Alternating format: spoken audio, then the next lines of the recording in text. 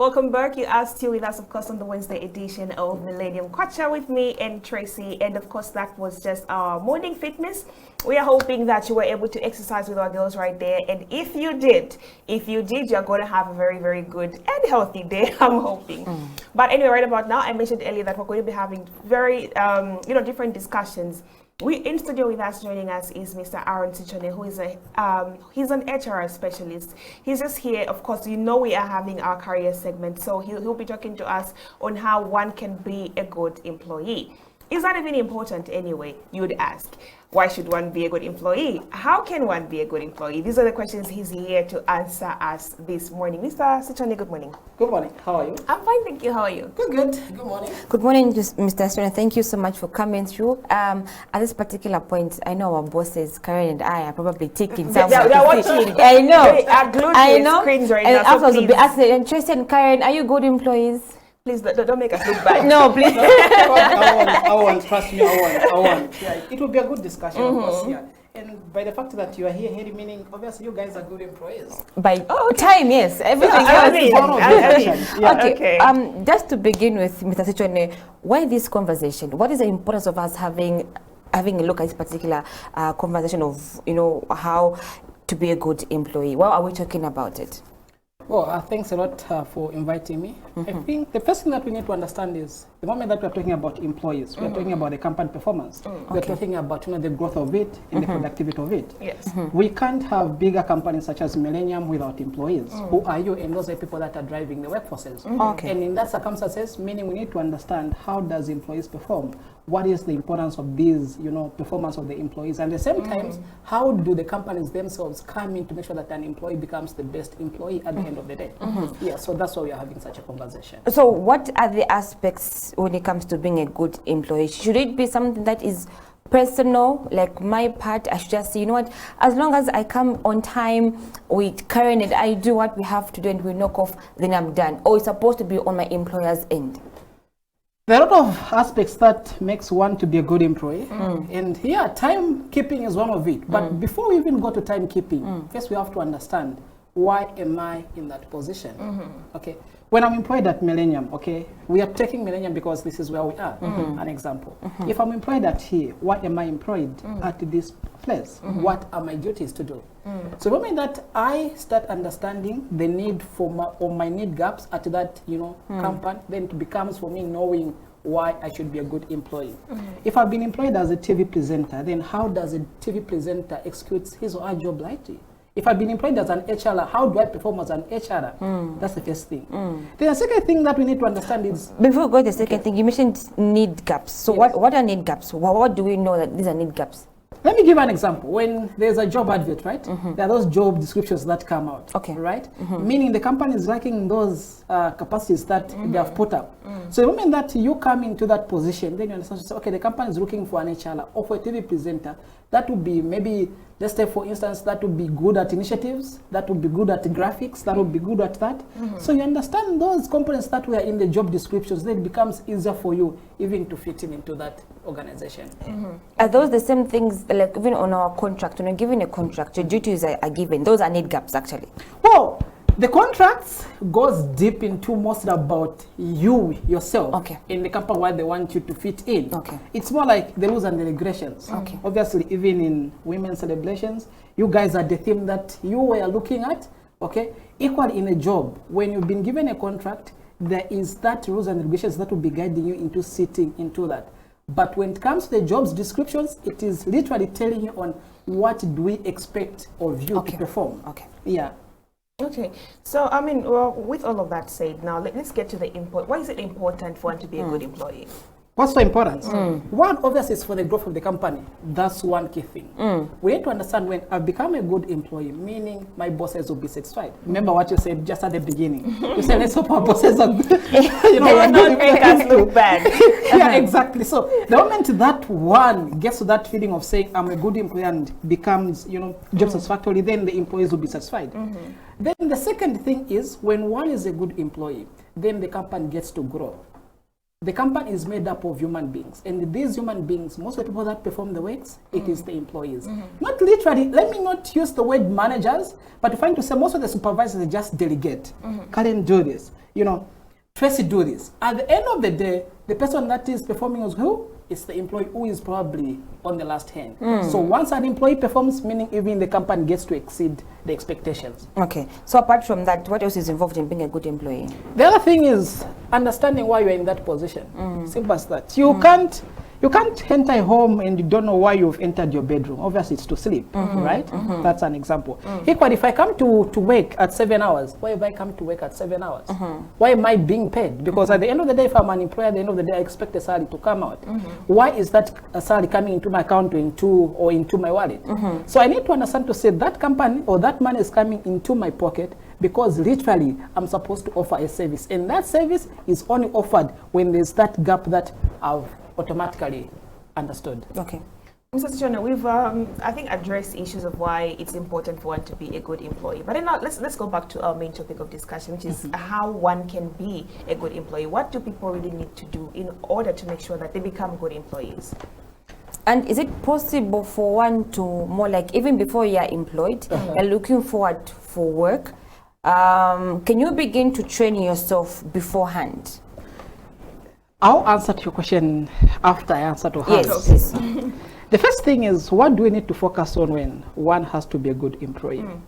I'll answer it in this way. When you wake up in the morning, you have to take a bath, you have to obviously brush your teeth and the likes. What are you preparing yourself for? You are preparing yourself for the day to come, whether there will be food at home or there won't be food at home. That's coming to your question. Before you are even employed, you should first understand, how do I prepare myself to be one good employee? And these things that we are focusing on is, let me go and understand what the corporate world entails. If I'm supposed to be in the media team, then how do the media personnel behave? How do they portray themselves? How do they put up good scripts and so forth?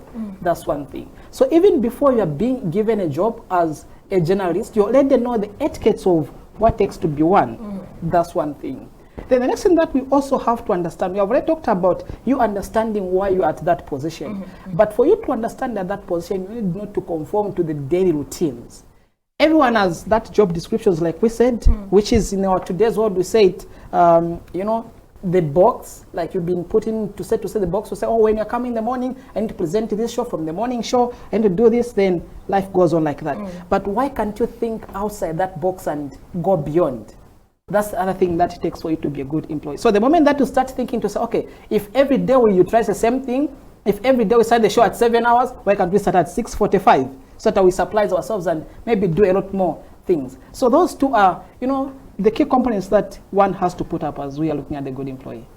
And for supervisors, the employers, how do they get to, what is their rating of saying you are a good employer and you are not? Is it important for every institution to actually have a performance appraisal? In you are younger ladies, probably married or not married, probably if your husbands are not appreciating to say, oh, I love you, my wife, or you're beautiful, my wife, what will happen at the end of the day? Women feel unloved. Yesterday was Women's Day. I was expecting people to wish me Happy Women's Day. And they didn't, right? Yes, and you feel unloved. That's the same thing when it comes to workplaces. Okay, so if the supervisors and the employees are not literally appreciating their own employees, then they are demotivated in a lot of senses. Okay. So we need to understand to say, a lot of supervisors are supposed to be, a lot of performance management appraisals. They're supposed to be a lot of appreciations. It doesn't take a lot of time. I always say, an example, how much is a pen? It's 5 kwacha. As a supervisor, why can't I get 10 pens for all the people that I supervise and not a mind I just give them to say, thank you for contributing in the last week's assignments. We successfully did it and I got you a pen. Trust me, that pen won't just make them write things, but every day when they look at that pen, they'll be like, wow, this came from my supervisor, this came from what. I think I remember there was, a certain company that I was working for at some point it was just like a short contract. I think that was for 3 months. I found to say people were scared of the CEO. Every time the CEO comes in, everybody's scared. Like, people just scared. Exactly. Running around, Exactly. Seeing how busy they are. I know, yes. But these are the people that are contributing actually to that company. So I went to the CEO. People are scared of you. I told him the truth. People are scared of you. Don't you see how everyone scampers once you enter the building? I said, do this one day. Get diaries for everyone. Diaries about 25. Get diaries. It's a new year. Give diaries to everyone. Don't give the secretary to deliver them. Yourself, walk to somebody's office and say, thank you for being an employee. Just that. just a dad and a pen. Trust me, that week, after those people received the daddies, there was excellent performance that week. And he didn't actually realize before I told him. But after seeing that, then I was like, wow, actually it worked. Like everybody can greet me, even when I'm in the car park, everyone walks to me to say, good morning, CEO. So the moment that we have these supervisors, we have bosses that can literally recognize the importance of us in the workplaces, then it becomes easy and it becomes productivity to it. Because at the end of the day, we're not going to say a good employee contributes to the development of the company. You know, our bosses are watching, so they should be taking note of this. Yeah, let's hope they'll blink tea tomorrow in the morning. They should. So, Mr. Chito, with that said, Mr. Chichoni, what would you say are some of the good qualities or characteristics of a good employee? The first thing is, I'll talk about something that literally shakes a lot of people. One of the qualities that I look for in a good employee personally is somebody that doesn't compromise on, corporate incest. We have a lot of relationships going on in relationships. The moment that we have those issues in the workplaces, I'm Chichoni, I'm an HR, then I get to have a lot of people in my background, I have a lot of girlfriends at the workplaces. What will happen? It will compromise everything, okay? We are not saying relationships are bad at work, but those the chivereshi kind. Today you are with this one, tomorrow you are that one. Then what is the reputation that you are trying to make at the company? People at the end of the day that are working in, they'll be like, oh, when you got to Millennium, this is what happens, and the likes. So as a good employee, one thing that you need to understand is learn away from certain things that will jeopardize, your work activities. And one of it that you have to learn away from is that corporate incest that people get to be with. Okay. Yeah. Then the next thing that probably people have to focus on is, we have already talked about not being the you things. It's about you now offering solutions to your bosses. When you've been employed, you've been employed in that position to offer solutions, not to bring problems. Imagine every day when you come to this place, then all you tell your bosses is, the mic is not working, this is not working, the camera is not working. There are those complaints every day. Even when you walk over to your boss's office, they'll be like, okay, Aaron is here, what is the next problem? Others even say, what's the problem? Before you even say, now? Exactly. What is it now? So as a good employee, you should learn away from those things of, the problem bringer to the table, but rather bring solutions to the table. Make sure that every time that you are walking to your bosses, you have, a problem, but you have a solution to it. Even before you say the problem, you say, okay, boss, our camera isn't working, but I was thinking if we did ABCD, then it can be work. But anyway, what's your input? Even before your boss comes in, he has already gotten your concept to say there's a problem, but there's a solution that has been offered by Tracy. And that's Tracy. Maybe if she also gets to be involved, it will be better. So those three. Being a problem solver. Being a problem solver. Not a problem. Not being the problem itself in the workplace. Now, how do we begin to deal with the issue of, there are certain people that are just good performers at the workplace.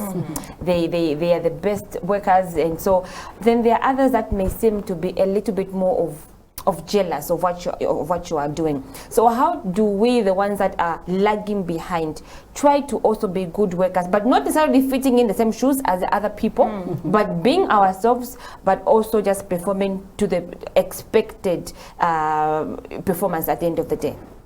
One thing that we have to know is that at any workplaces, jealous won't escape us. We are human beings. Okay, the moment that I perform or I'm good to my bosses, obviously my colleagues will think otherwise, to say, why is this person good to this? Or why is the performance on this? That won't learn away from us. But nonetheless, how do you as an employee learn away from that? The first thing is move away from the gossip area. The moment that you understand to say, okay, Tracy gossips a lot at work, start learning away from her. The moment that she brings a gossip, tell her, no, I don't think this is the right time for us to gossip. Let's do this after a few hours and the likes, then it becomes easier. Why are you doing that? You're on protecting your own. Remember, maybe you want to obviously be at Millennium forever. Maybe you'd want to go to BBC and be there. Then you find to say your friend knows somebody from BBC. They'll be like, oh, Tracy, she's the gossip at a workplace.